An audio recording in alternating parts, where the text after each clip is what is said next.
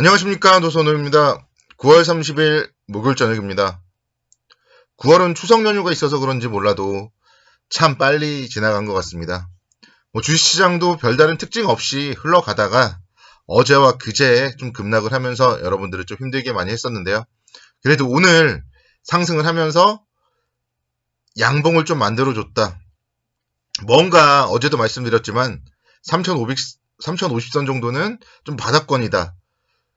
그런 인식을 심어줬다는 것만으로도 좀 다행스러운 마감이다. 이렇게 말씀드릴 수가 있겠습니다. 오늘 새벽 마감된 미국 시장은 혼조 마감했었어요. 국채금리 연일 상승을 하고 있고요. 셧다운 우려 완화되고 있는 모습. 그리고 이제 헝다그룹 리스크도 좀 완화가 되고 있죠. 그렇지만 나스닥은 0.24% 하락을 했고요. S&P 500 0.16% 상승, 그리고 다우지수는 0.26% 상승을 했습니다. 미국 시장 혼조세, 그리고 이제 국내 주시장도 소폭 하락 출발을 했다가 장중에 0.45%까지 낙폭을 키우기도 했었는데요. 좀 장중에 이제 미국에서 호재가 좀 나왔습니다. 미국의 셧다운이 문제가 됐잖아요. 어제의 하락 원인이었는데 셧다운을 막기 위한 임시 예산안 합의했다는 소식을 발표했고 30일 오전에 투표할 거라고 발표를 했습니다. 그럼 이제 미국 시장으로 30일 오전이니까요. 내일 새벽이면 투표를 할 거고요. 그에 따라서 또 미국 시장이 만약에 안정을 찾는다면 내일 주식시장의 움직임도 이번 주 화요일과 수요일에 하락을 좀 되돌리는 반등이 나오지 않을까 그런 기대감을 가져봅니다. 그리고 내일 9월 수출입 발표가 있어요. 국내에서는. 그래서 9월 수출입 양호하게 나온다면 시장에 대해서는 지금 여기서 더 많이 빠지기보다는 그래도 다시 한번 한 3,200포인트 정도까지 반등 가능성이 높지 않나 그렇게 좀 말씀을 드리도록 하겠습니다. 어제도 이제 제가 말씀을 드렸죠. 그래서 3,050포인트가 지지돼서 다행이다. 이렇게 제가 설명을 드렸었는데 현재 구간이요. 정말 저평가된 구간이에요. 작년에 3월달부터 5월달까지 코로나19로 인해서 좀 충격이 있었고 그 시기를 제외한다면은 현재 PER이 밸류에이션 측면에서 가장 저평가된 국면입니다. 기업들의 실적이 지금 계속 좋아지고 있잖아요. 2분기에도 좋았었고 3분기에 대한 실적들도 계속 컨센서스가 좋아지고 있기 때문에 그런 12개월 선행 컨센서스를 바탕으로 한 PER이요. 지금 10.5배 수준입니다. 그래서 글로벌 증시 대비했을 때도 상당히 저평가되어 있고 대한민국 주식시장은 싸다. 이거를 여러분들은 생각을 해보시면은 떨어질 때마다 모아나가면은 수익을 많이 올릴 수 있다. 이런 생각을 가지시면 좋을 듯 합니다. 내일 이제 10월 수출입 발표가 있고요. 또 내일 밤에는 미국에서 9월 ISM 제조업 지수 발표가 있습니다. 8월에 ISM 제조업 지수가 상당히 좋았었거든요. 그래서 9월에도 만약에 그런 미국의 경제 지표가 좀 좋게 나왔을 경우에는 물론 지표가 좋게 나왔을 때 금리 인상에 대한 우려나 이런 게 있을 수도 있겠지만 제가 계속 말씀드리지만 경제는 좋은 게 더 좋습니다. 경제가 안 좋고 뭔가 좀 불안한 것보다는 경제가 좋으면은 주식시장은 결국 실점을 수렴을 하는 거기 때문에 내일의 10월 수축과 미국의 ISM 제조업 지수 좀 주목해보자 이렇게 말씀드리도록 하겠습니다. 수급적으로 오늘 그래도 또 외국인들이 또 매수 들어왔잖아요. 372억이지만 외국인들 매수 유입이 되었고요. 환율 보면은 장중에는 하락하기도 했었어요. 근데 이제 1184원 정도에서 마감을 했네요.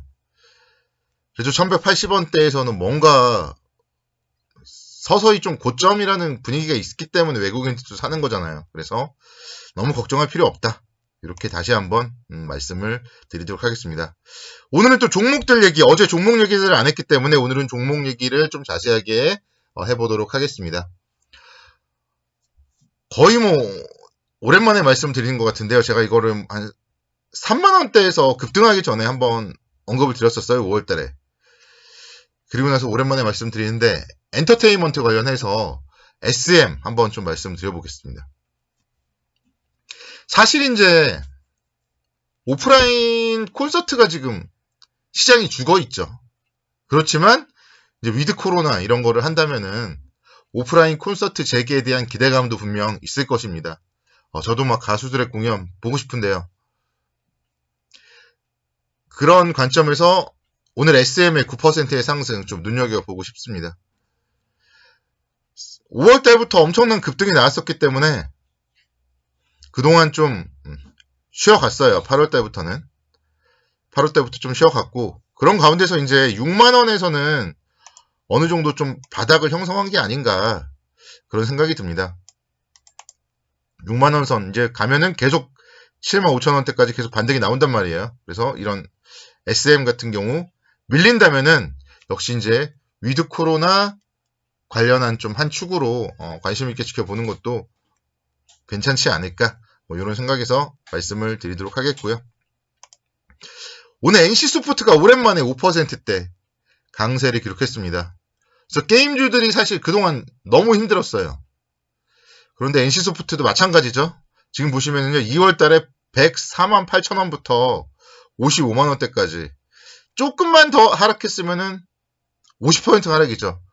52만 4천원이면 50% 하락이죠. 근데 55만 8천원대에서 일단은 오늘 그래도 5% 정도 상승을 했고요. 뭔가 사실 이 정도에서는 바로 뭐 급등을 하지는 않겠지만 이제는 좀 바닥을 다지는 구간이 아닌가. 제가 이제 지난주 제가 NC소프트 뭐 아직 여전히 사면 안 된다 이렇게 말씀드렸는데 이제 오늘로써 서서히 관심권역으로는 봐야 되지 않을까 그런 생각 가져봅니다.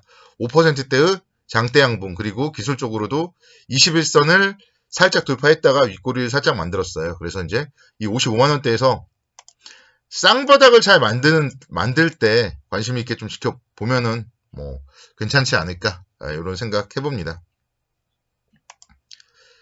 금리 인상 관련해서 이제 금융주들 오늘 KB금융 같은 경우는 뭐 그렇게 썩 세진 않았는데요. 지방은행주들이 상당히 좋았어요. DGB 금융지주 제가 지난번에 일요일날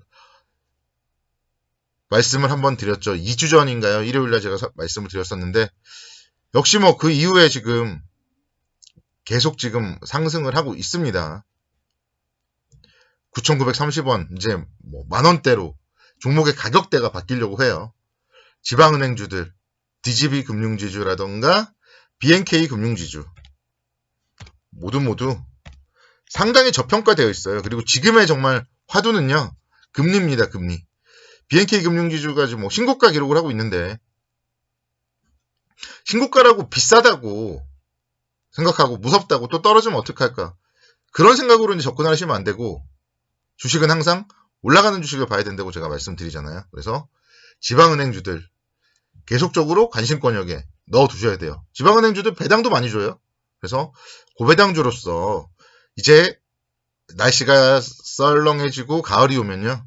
고배당주 쪽으로 또 테마가 또 돕니다. 그래서 지방은행주들 뭐 또 큰 은행주들도 괜찮아요. 뭐 KB금융, 우리금융. 은행업종은 여러분들의 포트폴리오에 반드시 한 종목은 있으셔야 됩니다. 비중은 뭐 약 10에서 20% 정도 반드시 포트폴리오에 있으셔야 되는 업종이 은행업종이다. 요거를 한번 또다시 강조를 드립니다. 전 요즘에 이 종목 때문에 밥을 안 먹어도 배가 부릅니다. LX 인터내셔널 오늘도 4.5% 상승을 하면서 34,600원대 기록을 했습니다. 전고점이 36,800원이었어요. 오늘 오전에 잠깐 35,700원까지 갔더라고요. 네, 어쨌든 근데 수급이 너무 좋죠. 기관의 수급 그리고 외국인들의 뭐 수급이 좋고 차트상으로도 전고점 지금 신고가 돌파할 모멘텀이 충분히 있습니다. 3분기 실적이 좋다 지난번에 말씀드렸었고 에너지 관련된 부분이 상당히 지금 좋잖아요. 석탄 가격 상승이라던가 이런 부분들이 LX 인터내셔널의 모멘텀이기 때문에요.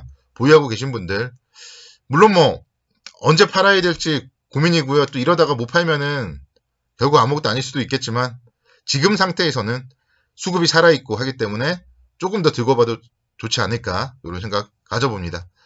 10월에도 선거 투자를 기원하도록 하겠고요. 오늘도 수고 많으셨습니다. 감사합니다.